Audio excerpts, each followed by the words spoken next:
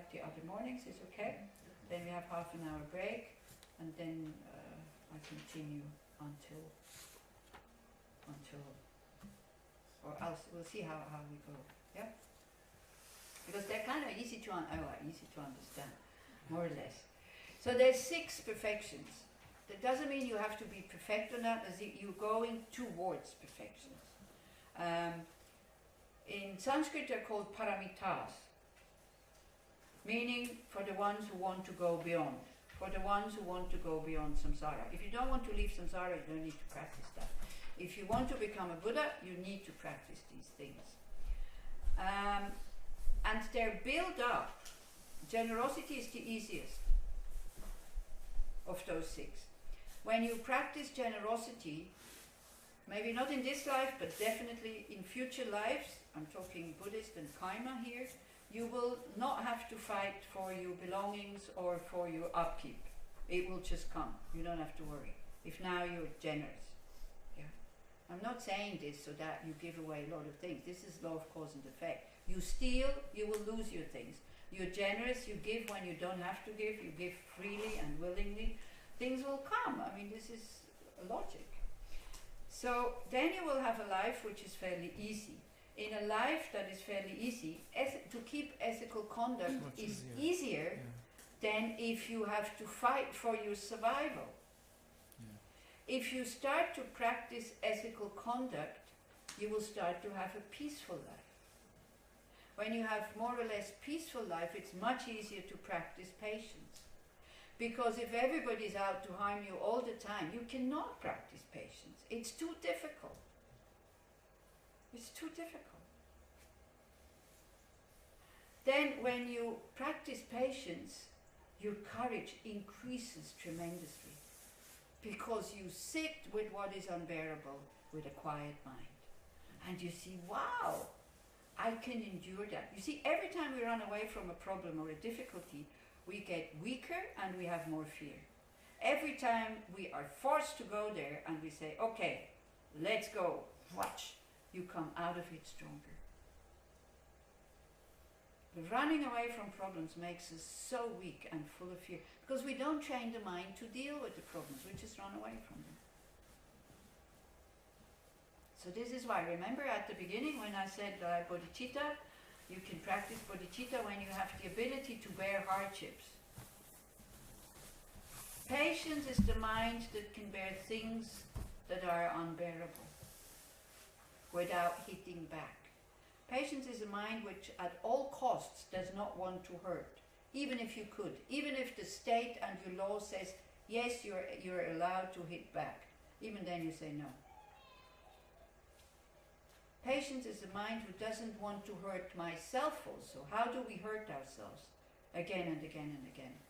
By consuming karma. By rehashing the story to ourselves again and again and again and again and again. What is rehashing? Rehashing is like, you know, what cows do. They swallow and then it comes back up and then they chew again. Regular. Yeah. Complaining. Again and again and again and again and again. The complaint doesn't make your problem go away. It just makes it more solid. That's also patience. Say, okay, happened. What can I do now? Yeah. Again, telling your story, something that has happened to you to somebody else, is very good. But you choose the same person and tell the same story again and again and again and again, you will lose interest. If you only tell it to yourself, you never lose interest, funny enough. And it's a bit like, you know, you're still alive. Whoever has hurt you, you're alive, okay? You seem to me more or less stable and okay. That's how you appear to me. Maybe you're not like that. Maybe you're just faking. So why kind of holding on to these past things? So it's like an arrow got shot in the past. But the arrow is out. It's lying here. It's not hurting you anymore. I mean, that action of throwing the arrow or shooting the arrow is not there anymore. What are you doing? You're picking up the arrow and you go, oh, I wonder if it still hurts. Boom, boom. Yes, it still hurts. By retelling you, by hanging on to that story of the past. And then we say, okay, let me put down the arrow again. Then at middle of the night, you can't sleep. Oh, it hurts so much. Let's see. Yes. Oh. This is what we're doing with this holding on to this poor me syndrome. Refusing to let go. The problem is, as a victim, you have power. Because we live with this convention that if you're the victim, you're allowed to hit back. Excuse me, what kind of stupid thing is that? Because if you're the aggressor, you don't agree with that. Only if you're the victim. Is it? If you're aggressing somebody and hurting somebody, do you say, oh yeah, of course, please shoot back, come on, I started it. No, then again, it's totally different. It happens to us, I have a right to be unpleasant to this person. If I harm somebody, no. They don't have a right to be unkind to me. And we think it's totally natural and normal and logical. It's not. Yeah? So if you can practice, if you learn to practice patience, wow, it gives you so much courage. And with that courage, enthusiasm for the practice comes. Did I say we should be like children with these practices? Like they play, children, yeah? And they love their play. They're very enthusiastic. You made dinner. They've been playing 5 hours. You made dinner. Say, come in, dinner's ready. No, not hungry. This is how we should practice. Not like, oh, I still have to meditate today. Going like, oh, I haven't meditated today. Great, I can still sit. So we would like to have enthusiastic effort because we know that with enthusiasm everything is easy. But we refuse to practice the other things first. So again, we have this Western instant result mind we want here, attitude. It's not possible. When you have patience and enthusiastic effort, a really concentrated mind, shamatha, a mind that can stay on its object for 4 hours without even wanting to move away, will be able to develop that when you have enthusiastic effort for the practice and patience.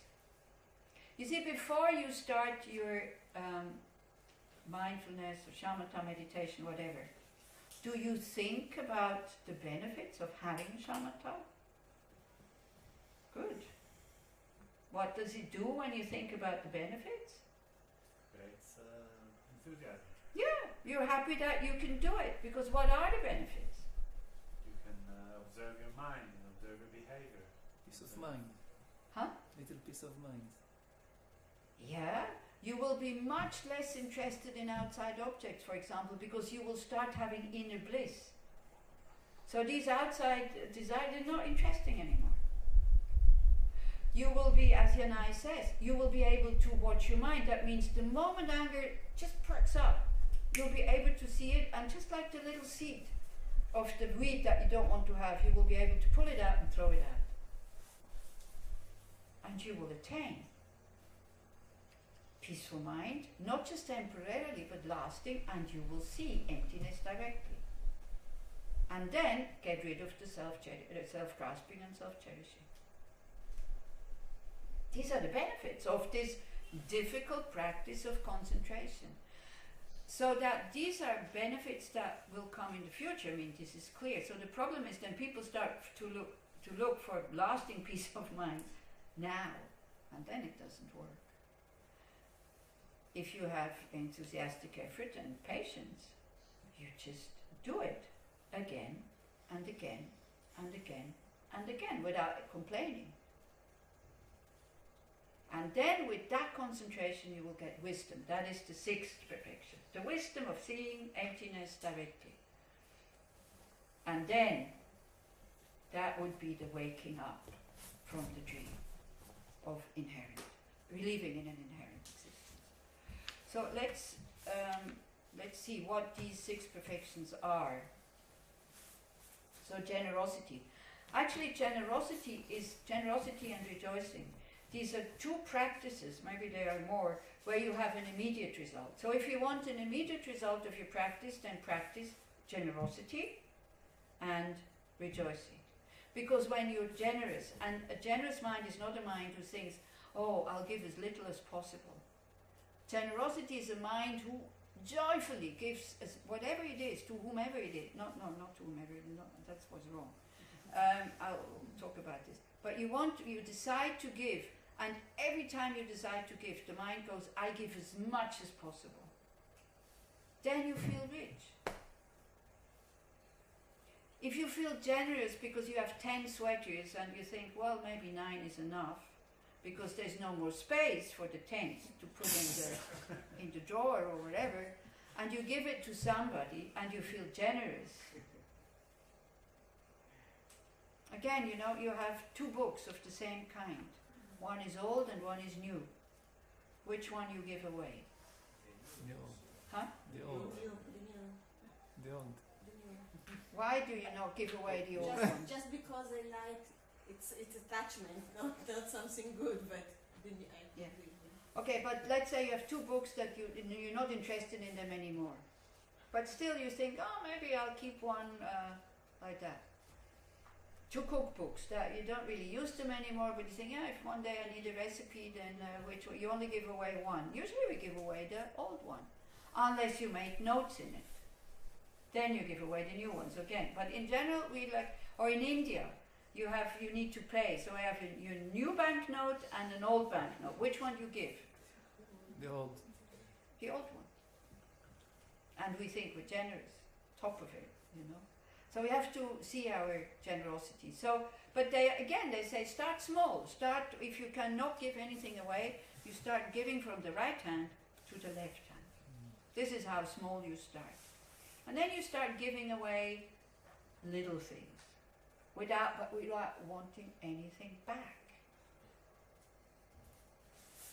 The joy of giving, have you ever experienced it? Yeah. Would you have it if there's nobody who needs anything? No. So we're totally dependent on other people needing something. And so this person, by being present and needing or wanting or taking whatever we're giving, do they really need to say thank you? Are you giving because you want them to say thank you? Or are you giving because you want to give? So when you feel hurt because the person says, oof, I'm really sorry, I don't like that, then you have to question, why did I give to that person? Somebody the other day gave me a whole bunch of Indian incense.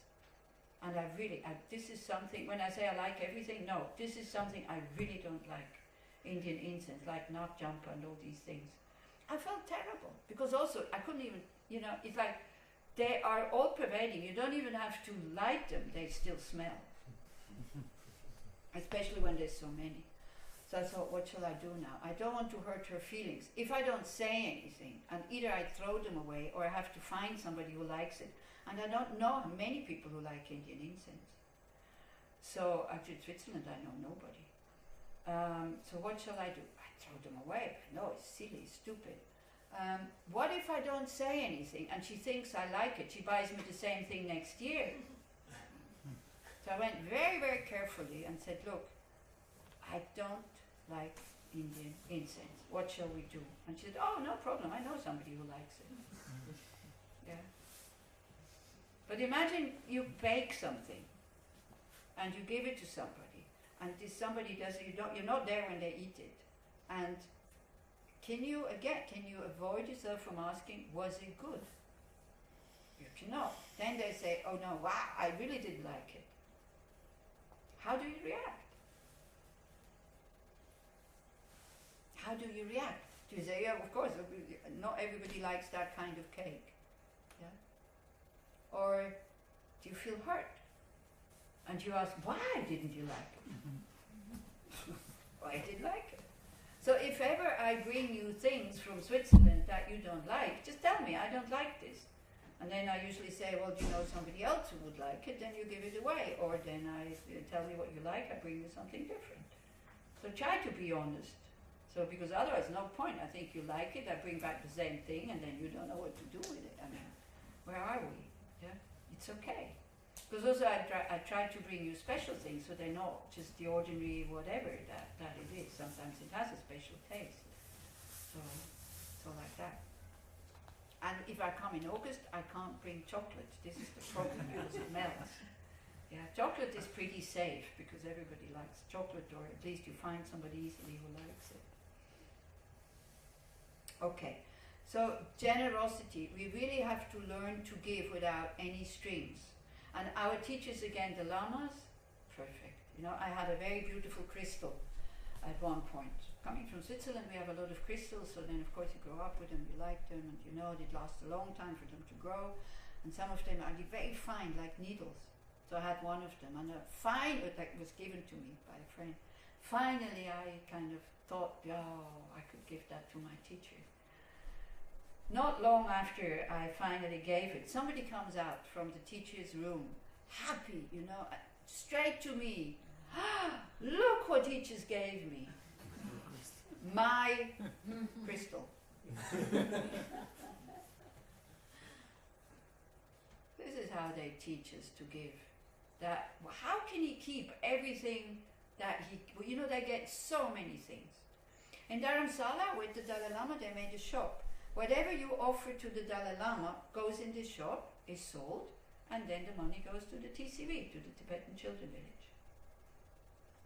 Wouldn't that be great? Also like weddings, when you bring all these presents that people don't need, it goes to a shop, it is sold for charity. Whatever you need, you keep, the rest gets sold. But how would you feel if you see your present that you spent 3 days looking for it, seeing in the charity shop there? Not so good, eh? So why don't people just give money when somebody gets married? In Israel they do. They give. In Israel Good. they give. Very good. Because also then you're not going, what did you do with my money? Why didn't you keep my money? Yeah? We're happy that they give it away. When it's an object that I chose, and usually we choose because something that I like, not something that I think, oh, this person's probably not going to like it. Yeah? So like this. So this is the perfection of generosity. So generosity you practice with the other five perfections. So ethical conduct, you're not giving away something that you stole from somebody. What you give away is yours through honest means. So Robin Hood principle in Buddhism, no. You practice it with patience, meaning even the person doesn't say anything, doesn't like it, you continue to practice generosity. Enthusiastic effort, again you just continue. Concentration, you think, and wisdom, you concentrated, what am I giving? How am I giving it? Am I giving it with respect? Am I giving it with an expectation that something should come back?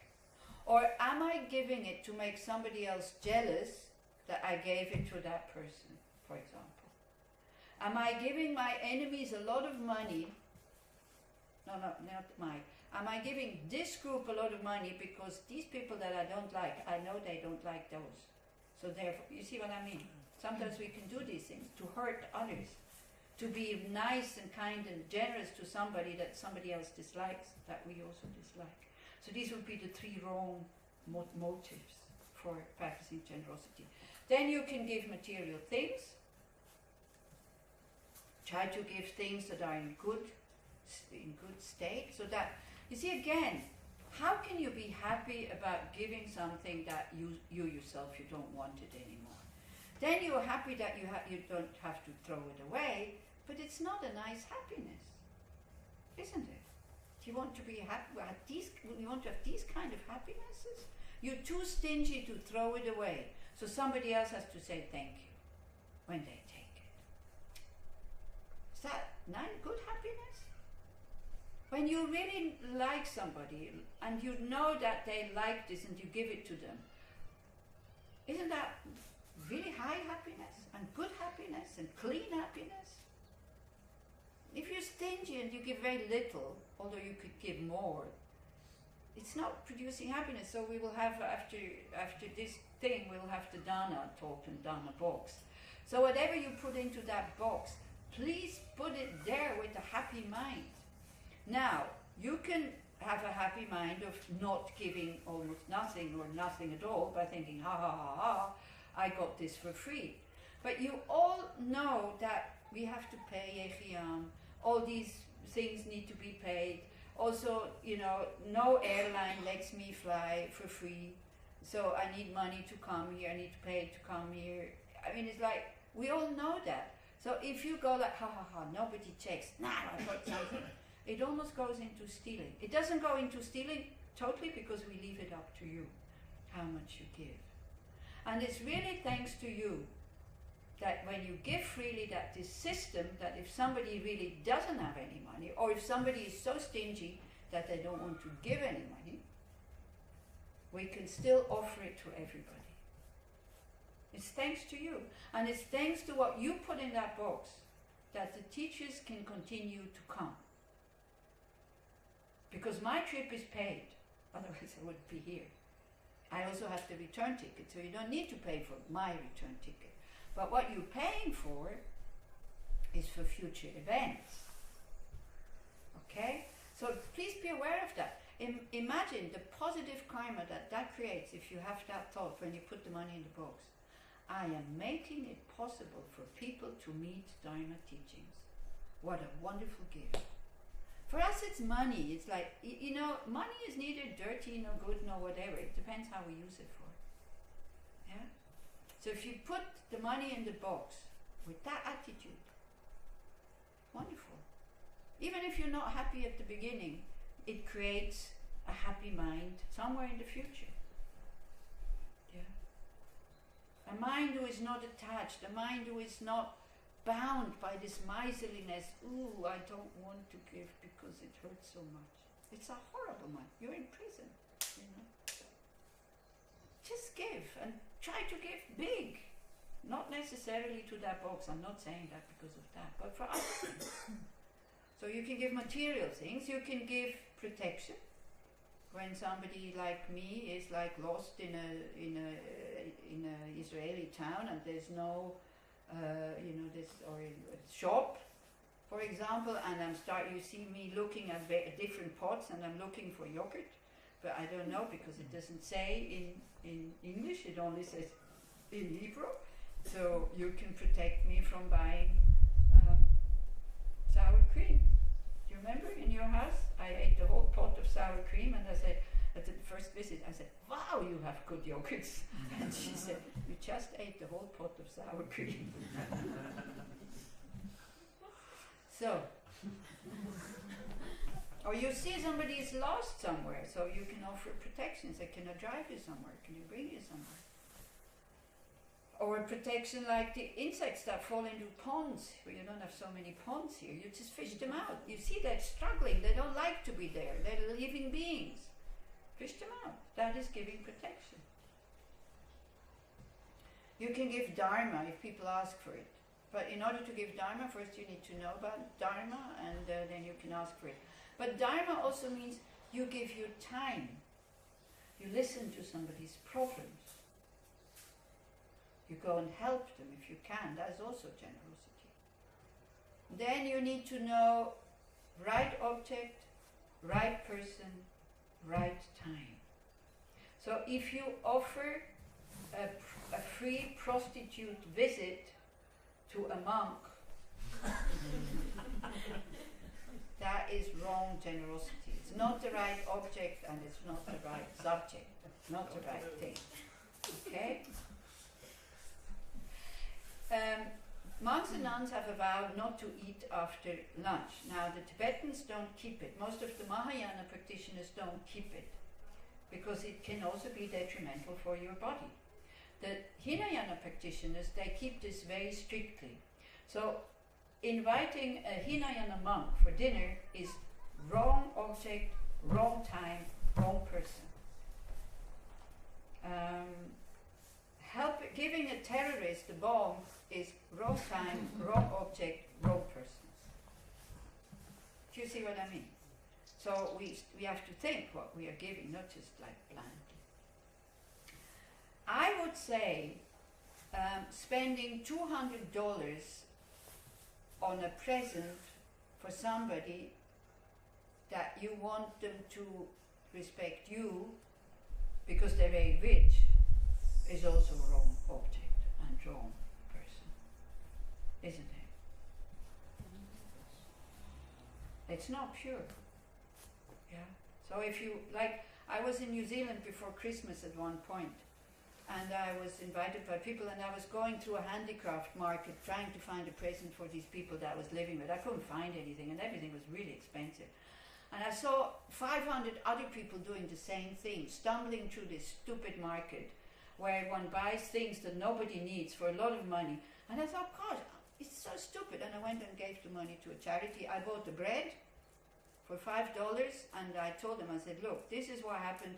This is your Christmas present. The rest of the money that I would have spent, I gave to a charity. They said, well done, because we have everything. So you can tell people that in their name, you're practicing generosity. Because I put their name on the receipt. That's also what you can do. Instead of buying you a present that you don't need, I gave the money to that organization in your name. Perfect. Yeah. Ethical conduct. So it's not an ethical conduct that is the normal ethical conduct, it's a bit the 3 types of morality. So the 3 types of morality is one thing. First, stop harming others and purify negative actions. That's the first type of morality as a bodhisattva. It's a duty for you to do that if you have bodhisattva vows. Creating virtue, creating mitzvahs, so that you have the positive potential to do the 3rd type of morality, helping others. Because if you have no positive energy, if you're very poor, you have no skills, how are you going to help others? So first you have to develop that by making offerings to the Buddhas, by doing prostrations, by doing circumambulations. Again, this is the Buddhist way of creating virtue. Now, if you have another way of creating virtue, by all means, use that other way. As long as your mind understands it as virtue. And please do not start to have a virtue of killing others. I think that's perverted. That's perverted virtue, sorry. For me, I think it's perverted. Killing somebody in order to create merit and virtue and positive energy, I don't see the point there. Patience. 3 ways of practicing patience. In the face of difficult conditions. It's too hot in here. You say, okay, for some people it's not hot yet, so I just bear with the hotness for the sake of the other. Or too cold. You think, okay, it's cold, yes it's cold, yes it's cold, yes it's cold, yes it's cold, yes it's cold, and you relax. You see, every time we change something where we don't develop patience, you need difficult situations to develop patience, otherwise you can't develop patience. This is the thing.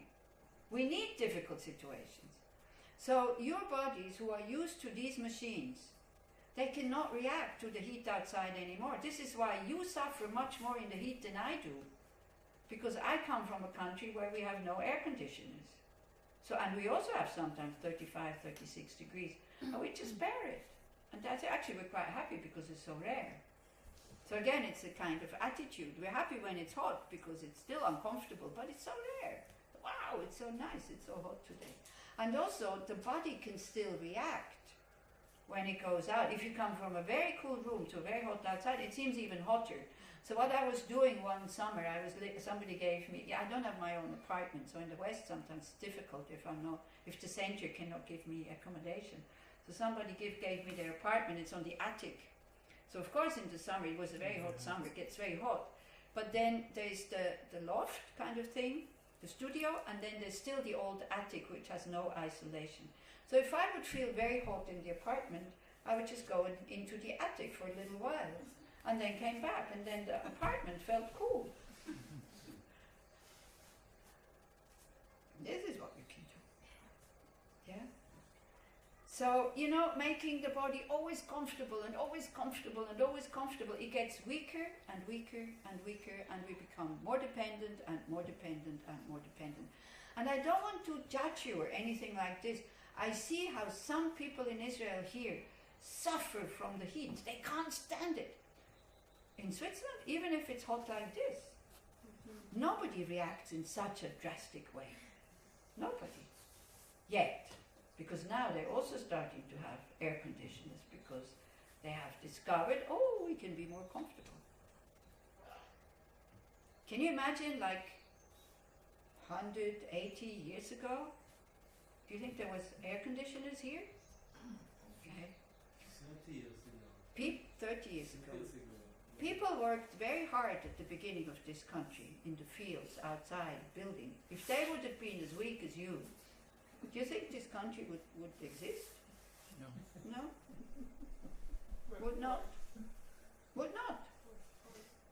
They would have all stayed in America. I'm not talking about the people who came from the Holocaust. I'm talking about the people who came from America, who had good conditions, who came to help to build up this country. Because of also they had a purpose. That's what made them so strong.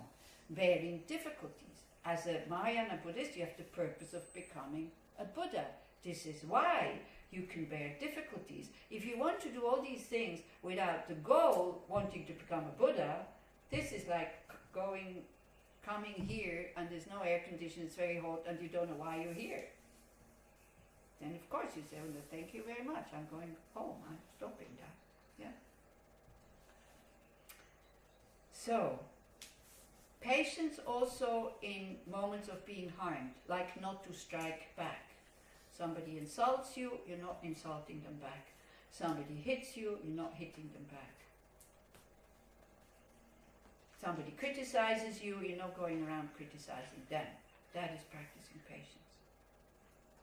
Then, the third one is very interesting, practicing patience with the Dharma. Because it lasts a long time until you get results. And that's the most difficult one for us. So if we can't even practice patience with the heat, how about practicing patience with these difficult things? Sometimes we don't even know what we're doing, still we have to do them and we continue to do them, and there seems to be no result because all I feel is resistance and boredom and blah blah blah. So we have to be patient with our Dharma practices.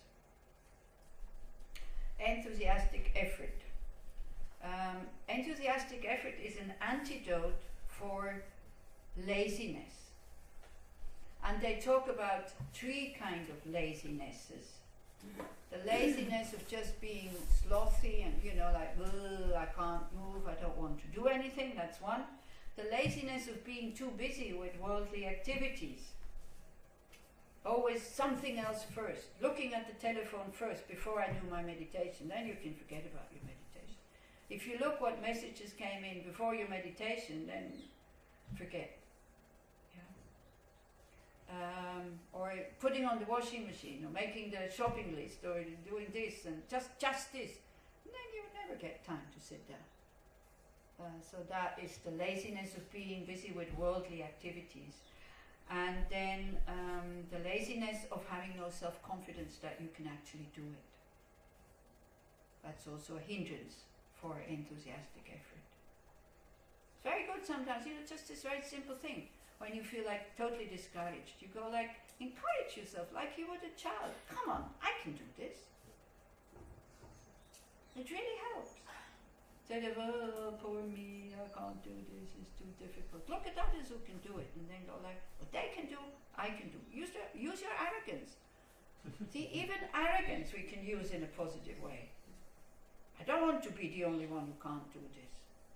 Yeah? Concentration is like practicing shamatha. These are now the next two verses. Okay, so those are the four perfections. If we go back to page 12, then we take a break.